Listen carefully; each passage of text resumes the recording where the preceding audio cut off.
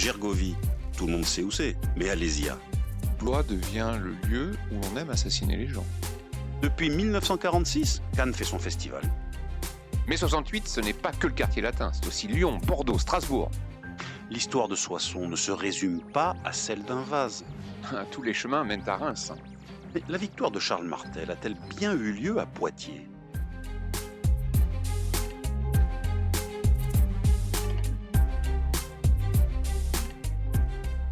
Grande date de nos régions, une émission animée par Éric Labaille et Cédric Delaunay. Un podcast ici en région.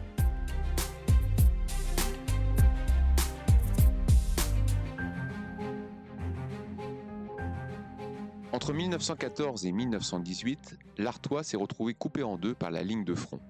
Pire, cette région stratégique pour son activité minière et industrielle fut à plusieurs reprises l'enjeu de féroces batailles qui ont transformé une région jadis prospère en un champ de ruines. Aussi étrange que cela puisse paraître, tous les civils n'ont pas été évacués du théâtre des opérations. Certains vivant même au plus près de la ligne de front. C'est dans ce contexte dramatique qu'Émilienne Moreau, la fille d'un épicier de Los-sur-Gohelle, se distingue en faisant preuve d'un courage hors du commun, enrichi par un grand sens de l'initiative et matiné d'un patriotisme ardent. À l'issue de la grande bataille de septembre 1915, elle accède au rang de célébrité et la presse la célèbre comme l'héroïne de Los. Mais qui était-elle et quelles actions lui ont valu un tel surnom ? C'est ce que nous allons découvrir aujourd'hui avec Éric Labaille, docteur en histoire et spécialiste d'histoire militaire. Bonjour Éric Labaille. Bonjour Cédric. Et donc, alors, on va essayer de découvrir cette personnalité hors du commun. Émilienne Moreau, où est-elle née ? Quel est son degré d'études ? Comment peut s'expliquer ce patriotisme fervent dont elle fait preuve ? Alors, beaucoup de questions. Vous parliez d'exceptionnel, oui, c'est vraiment un destin exceptionnel à tous les sens du terme. Donc, Émilienne Moreau est née en juin 1898 à Vingles, dans le Pas-de-Calais. Elle est caractéristique de sa région, de son milieu social, de son époque. Je m'explique, elle est la fille d'un homme originaire de Denain qui est porion de mine, c'est-à-dire contremaître dans les mines. Donc elle est véritablement ancrée dans le tissu industriel et social du Nord-Pas-de-Calais. Et il travaille dans les mines aux alentours de Vingles et il est muté à Lens. Donc elle suit son père tout à fait naturellement à Lens et quelques temps plus tard, la famille déménage et va trouver son logis définitif à Los-en-Gohelle, peu avant la Première Guerre mondiale. Et c'est en juin 1914 que le père d'Émilienne Moreau cesse de travailler à la mine. Ça faisait 38 ans qu'il était dans les mines. On peut imaginer son état de santé. Vous allez voir que ça va peser plus tard. On peut imaginer son état de santé. Donc, il quitte la mine et il se fait commerçant. Donc, il devient tout d'abord épicier et mercier, place de la République à Los. Et c'est là que la jeune Émilienne, elle a 16 ans à l'époque, vit le début de la guerre. Et donc une guerre qui va changer considérablement son destin parce qu'il y a l'invasion allemande. Oui, alors cette jeune fille voulait devenir institutrice parce que bon, elle a reçu la meilleure éducation possible dans son milieu. Elle voulait devenir institutrice et le commerce ne l'intéresse pas particulièrement. Sauf que les Allemands arrivent dans la région, donc là on est en octobre 1914. Je rappelle que le nord de la France n'a été concerné par la guerre qu'après la bataille de la Marne, après l'invasion d'août-septembre 1914, et on est dans la période que l'on appelle la course à la mer. Alors, la course à la mer, je peux peut-être rappeler rappeler en quelques mots. Donc, la course à la mer, c'est une période de la guerre qui commence fin septembre et qui va se terminer en novembre-décembre 1914, pendant laquelle chacun des belligérants, donc les franco-anglais, britanniques dans un camp et les Allemands de l'autre, va chercher à déborder l'adversaire par le nord, de manière à pouvoir le contourner, l'encercler, le prendre à revers dans son secteur respectif. Et donc le front se déplace vers le nord-ouest. Le front se déplace vers le nord-ouest, tout à fait naturellement. En fait, l'idée, c'est grosso modo, le premier qui arrive sur les côtes de la mer du Nord et qui parvient à déborder l'autre a gagné. C'est ni plus ni moins. Sauf qu'on arrive dans un grand match nul entre les belligérants et vous connaissez la suite, le front va se stabiliser. Et donc le 6 octobre, Et donc, l'Oss connaît un mouvement de troupes particulièrement spectaculaire. voilà, donc les Allemands commencent à s'installer à Los, et le 6 octobre, les Français reviennent. Donc, alors les Français, quand on dit les Français, c'est pas l'armée française dans son ensemble, ce sont des éléments légers, ce sont des cavaliers, des dragons, et ce sont des chasseurs cyclistes, donc des fantassins qui se déplacent à vélo pour suivre la cavalerie, qui viennent s'installer dans Los et qui mettent la ville, le village en état de défense. Sauf que les Allemands ne sont pas loin. Maintenant, les Allemands ont vu ce retour offensif des Français, donc ils ont évacué leur position qui était somme toute relativement légère, et ils se sont repliés vers la cité Saint-Pierre et la fosse numéro 11.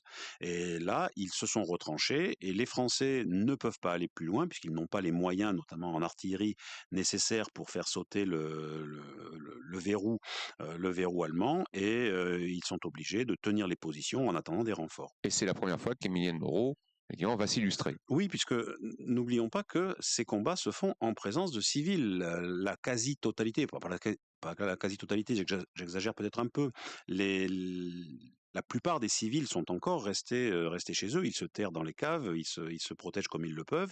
Et Émilienne Moreau, elle, est très curieuse, elle monte dans le grenier de sa maison, et elle observe les lignes allemandes. Et elle se rend compte à un moment que les Allemands ont mis des mitrailleuses en batterie. Et ces mitrailleuses qui ont été mises en batterie par les Allemands sont dans une position extrêmement judicieuse, qui prend en enfilade une rue. En d'autres termes, si les Français entrent dans cette C'est rue, le massacre. c'est le massacre. Donc elle se rend compte de ça, elle descend de son observatoire, et elle va voir un sous-officier de dragon qui aussitôt met ses hommes à couvert, et en évitant des pertes inutiles. Et l'officier lui dit, alors c'est une phrase qui est toute mignonne dans le contexte, hein, il lui dit: merci mon enfant, vous êtes une brave Française. Donc 4 jours de combat acharné, nous sommes le 10 octobre, les Allemands prennent possession de l'Oss. Oui, puisque comme je l'ai dit, les Français n'étaient pas suffisamment forts, suffisamment puissants pour résister, donc ils sont obligés de se replier sur quelques kilomètres, et la ville de Los donc tombe sous l'autorité allemande, et elle le restera pendant plusieurs mois, plusieurs longs mois, et commence donc une occupation. Une occupation extrêmement sévère. Pourquoi? Parce que, premièrement, c'est la guerre, donc les privations sont là, d'une façon ou d'une autre. Deuxièmement, Los est situé sur les arrières immédiats de la ligne de front, donc les Allemands ne tolèrent pas la moindre incartade, ne tolèrent pas le moindre soupçon d'espionnage, le moindre soupçon j'ose pas dire de résistance, mais voilà. Notamment sur les pigeons voyageurs, Oui, oui, ça c'est. dans une région très colombophile. Ouais. Il y a effectivement des exterminations de pigeons qui sont suspectés d'être des agents Ouais. volants au service des Français.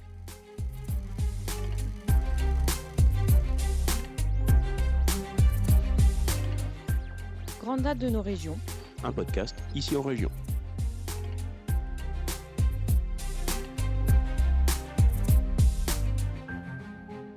Et donc cette occupation allemande est très dure. On a oublié, parce que bien sûr, quand on parle occupation, on a l'image de la Seconde Guerre mondiale, etc. Mais on a oublié l'occupation allemande en Belgique et dans le nord de la France, qui a été particulièrement rigoureuse. Particulièrement rigoureuse, et je vais peut-être faire un saut chronologique un petit peu bizarre, mais le souvenir de cette occupation et le souvenir du caractère terrible de l'occupation allemande, à la fois en termes de répression et en termes de privation, va jouer beaucoup en 1940 sur la fuite des Belges et des Français du Nord à l'annonce de l'arrivée des Allemands. C'est-à-dire, les Allemands ne sont pas encore là, mais l'exode va commencer sur les souvenirs de 1914-1918, où les souffrances ont été telles qu'on ne veut pas risquer de revivre ça, donc on prend la route pour s'enfuir. C'est ce qu'on a appelé les atrocités allemandes.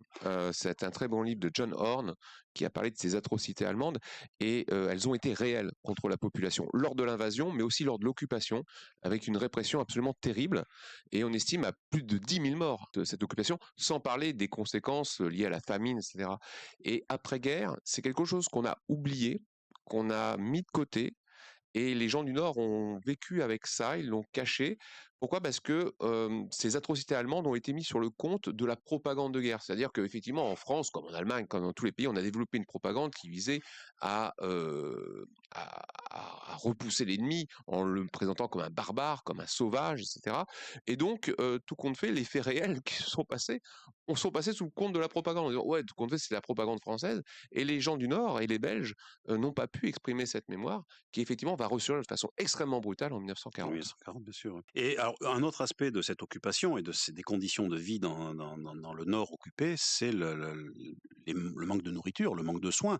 Et ce manque de nourriture va peser lourd pour des constitutions déjà affaiblies. Et je reviens sur le père d'Émilienne Moreau, qui avait, donc, je disais, passé 38 ans de sa vie dans la mine et qui était déjà, donc, je pense, très affaibli par sa vie de mineur. Et le 6 décembre 1914, il meurt de tout ça, des privations subies depuis l'occupation allemande, de son passé de mineur. Donc la jeune fille se retrouve en situation un peu particulière dans une région occupée, près de la ligne de front, et obligée d'aider à la tenue du magasin, si tant est que le magasin puisse encore fonctionner. Et donc en février 1915, là encore, une nouvelle initiative de cette jeune fille voilà, qui souffre de la mort de son père et qui veut s'engager véritablement au service de sa patrie. Oui, alors elle se rend compte que dans les ruines de l'os reste encore un certain nombre d'enfants, un certain nombre de 3, 4, 5, 6, 16 ans, enfin jusqu'à 16 ans, et elle considère que ces enfants ne peuvent pas être laissés à leur sort. Donc elle va organiser une classe pour eux. Alors avec ses moyens intellectuels, les moyens en termes d'éducation qu'elle avait reçus, elle va leur apprendre des rudiments de français, de matière scolaire. Et elle parvient même à convaincre les autorités d'occupation, ce qui est assez audacieux, de reconnaître officiellement son initiative et de l'autoriser à aller glaner des déchets de charbon sur les terris pour pouvoir chauffer la classe en hiver. Donc, grosse erreur. Pourquoi voilà. Parce qu'elle profite d'aller quémander le charbon pour faire quoi? Bah, bien sûr, elle observe les lignes allemandes, elle observe les arrières, puisque là on est encore à l'arrière allemande, et ça lui sera utile notamment à partir du mois de septembre, à partir du 25 septembre précisément, puisque c'est le jour de la grande offensive lancée à la fois en Artois et en Champagne pour essayer d'enfoncer le front allemand. Et là, avec cette bataille, la ville de Loos se retrouve non plus sur les arrières allemandes, mais en première ligne, puisque le front bouge et les troupes britanniques commencent à s'avancer vers Loos, donc à partir des corons de Rutoire, de Vermelles et de la cité Saint-Auguste. Donc elle se rend compte pendant ces combats, après avoir mis en sécurité ses élèves, elle se rend compte que les hommes qui lui font face sont des Écossais, qui appartiennent à un régiment qui est fameux, c'est le Black Watch. Des Écossais habillés de façon bizarre, ça va choquer la jeune fille. Ah oui, elle va témoigner après qu'elle avait peur de ces hommes vêtus d'une jupe. Et alors surtout, un détail intéressant, c'est vêtus d'une jupe et qui portent une cagoule trouée par 2 petits hublots. Ce sont les masques à gaz. Parce que bien évidemment, ces batailles de septembre 1915 se font dans une ambiance de gaz de combat qui n'épargne pas non plus les civils. Et donc elle va au-devant des Écossais, donc, et elle va essayer de leur dire attention, les retranchements allemands vers lesquels vous allez sont très forts, prenez garde, prenez un autre chemin, essayez d'échapper à ça. But his English not very well. Oui, her English is very poor, et elle ne parle pas anglais du tout, les Écossais ne parlent pas un traître mot de français, et c'est assez compliqué pendant quelques instants, et il faut qu'un officier arrive qui lui connaît le français, et l'interroge et lui explique le danger, et l'officier donc réussit à réorganiser son dispositif, poursuivre son avance et éviter de tomber dans le piège tendu par les Allemands. Soutien de famille, institutrice, agent de renseignement et bientôt infirmière. Oui, puisque la maison, le magasin est transformé en poste de secours, et donc Émilienne, tout naturellement, va se dévouer au service des blessés. Alors blessés britanniques pour l'essentiel, hein. Elle va donc aider les personnels de santé de l'admiration, oui. Elle fait l'admiration elle fait l'admiration à la fois des personnels de santé et des blessés, mais elle va donc aider les personnels de santé britanniques pour soigner les blessés, oui. Et le soir du 25 septembre, en plus d'être infirmière, elle fait le coup de feu. Ben oui, puisqu'elle connaît parfaitement les lieux, elle connaît parfaitement les rues, même si le paysage de Loos après la bataille du 25 septembre n'est pas du tout celui de la ville avant la guerre, mais elle connaît très bien les lieux, donc elle va guider des soldats britanniques et elle va les amener au plus près des lignes allemandes dans les conditions les plus sûres. Et c'est à cette occasion-là qu'elle va être obligée de tirer sur des Allemands. Et L'histoire dit qu'elle aurait tué 2 Allemands qui s'approchaient dangereusement de l'ambulance installée dans sa maison.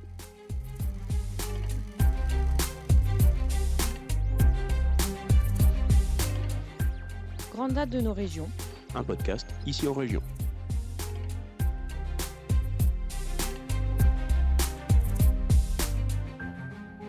Et donc, la guerre va avancer et elle va être décorée.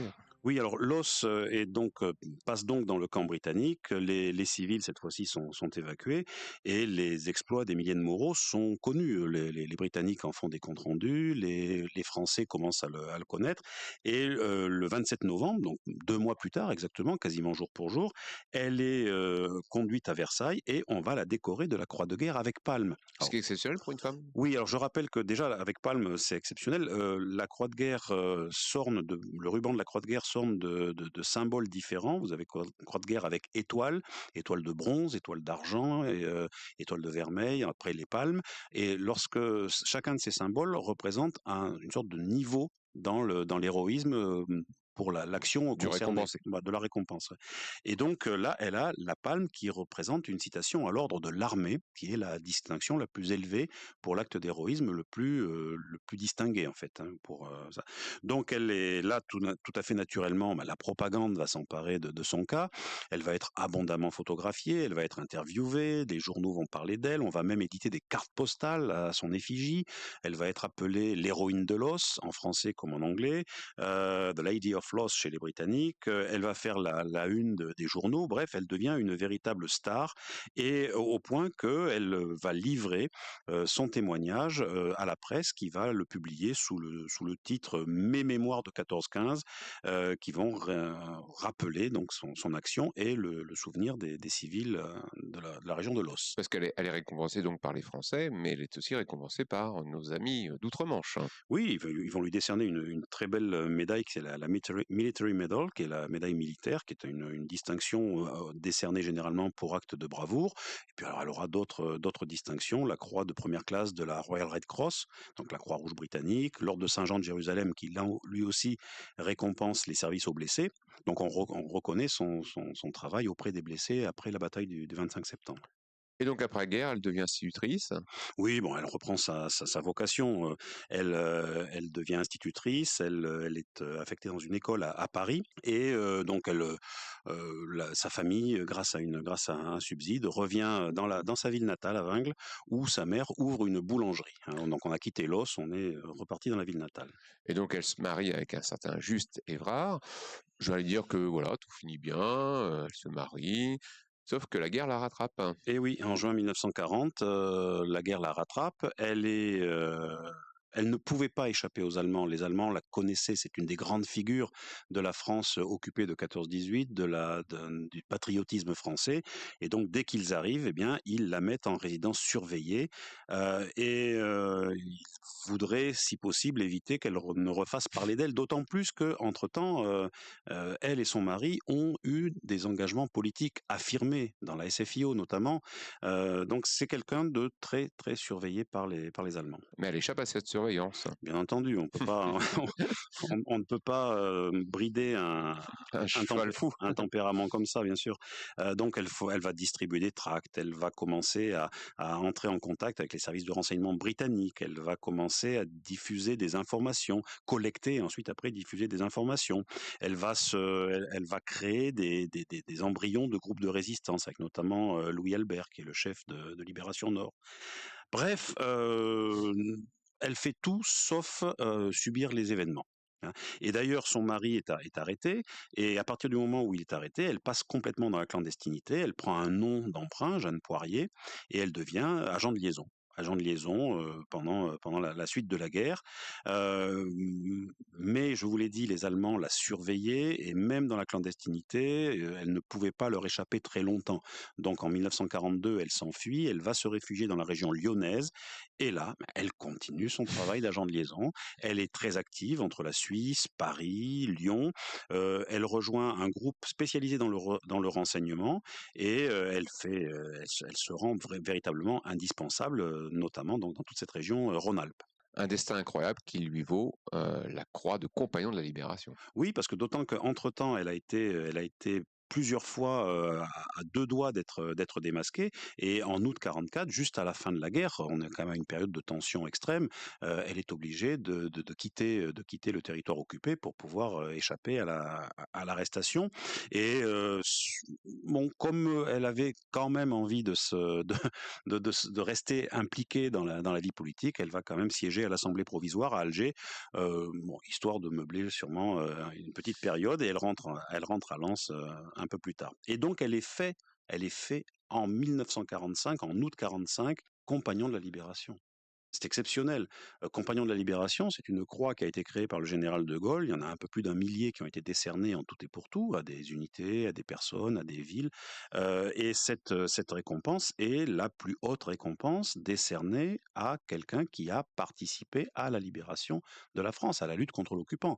Donc elle fait quand même partie de cette catégorie assez privilégiée. Surtout vu la misogynie qui fait qu'il y a une sous-représentation des femmes dans ce genre de récompense. Ah ben là oui, c'est évident. En plus, c'est une récompense qui est souvent attribuée, enfin généralement attribuée à titre militaire, et comme l'armée n'est pas du tout féminisée, il est bien évident qu'il y a un déséquilibre dans ce domaine-là. Elle est à nouveau décorée de la Croix de guerre, etc. Bon, je passe sur toutes ces décorations, c'est assez considérable. Et puis bon, elle continue sa vie d'engagement, puisque je pense que le mot engagement est le mot qui la caractérise le mieux. Et puis jusqu'en 63, elle devient conseillère à l'Assemblée de l'Union française. Elle milite encore à la SFIO. Elle est membre du comité directeur d'ailleurs à un moment de la SFIO. Et puis finalement, cette héroïne authentique, hein, cette femme dont le souvenir a été très longtemps conservé et qui, à mon sens, est un petit peu passé actuellement, meurt à Lens en janvier 1971. La ville lui a donné le nom d'une école. C'est quand même la moindre des choses. C'est la moindre des choses. Et donc, merci beaucoup Éric Labaille pour ce merveilleux récit avec Émilienne Moreau, dont on va effectivement rappeler l'importance. Donc vous retrouverez Émilienne Moreau et bien d'autres personnages et bien d'autres histoires dans Grande Date du Nord-Pas-de-Calais, disponible dans vos points presse et dans toutes les bonnes librairies. Merci Éric Labaille. Merci beaucoup.